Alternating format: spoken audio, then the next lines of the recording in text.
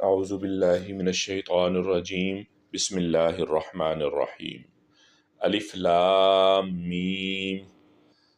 اللہ وہ زندہ جاوید ہستی ہے جو نظام کائنات کو سنبھالے ہوئے ہے۔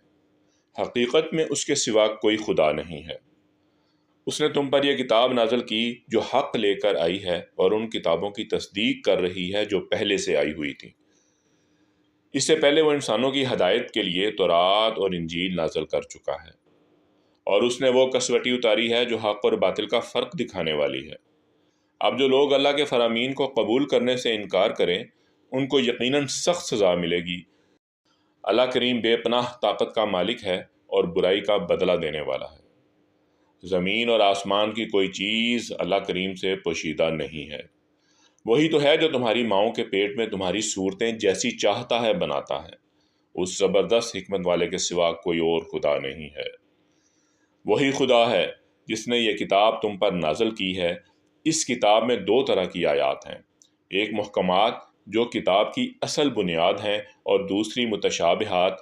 جن لوگوں کے دلوں میں ٹیڑھ ہے وہ فتنے کی تلاش میں ہمیشہ متشابہات ہی کے پیچھے پڑے رہتے ہیں اور ان کو معنی پہنانے کی کوشش کیا کرتے ہیں، حالانکہ ان کا حقیقی مفہوم اللہ کے سوا کوئی نہیں جانتا۔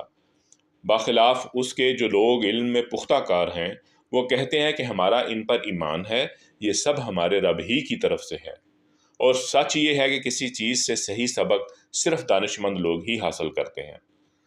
وہ اللہ سے دعا کرتے رہتے ہیں کہ پروردگار جب تو ہمیں سیدھے رستے پر لگا چکا ہے تو پھر کہیں ہمارے دلوں کو کجی میں مبتلا نہ کر دیجیے، ہمیں اپنے خزانہ فیض سے رحمت عطا کر کہ تو ہی فیاض حقیقی ہے۔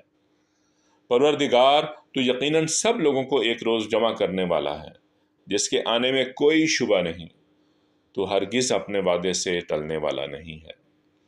جن لوگوں نے کفر کا رویہ اختیار کیا ہے انہیں اللہ کے مقابلے میں نہ ان کا مال کچھ کام دے گا نہ اولاد، وہ دوزخ کا ایندھن بن کر رہیں گے۔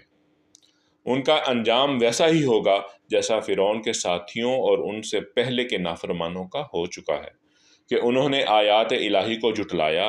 نتیجہ یہ ہوا کہ اللہ نے ان کے گناہوں پر انہیں پکڑ لیا، اور حق یہ ہے کہ اللہ سخت سزا دینے والا ہے۔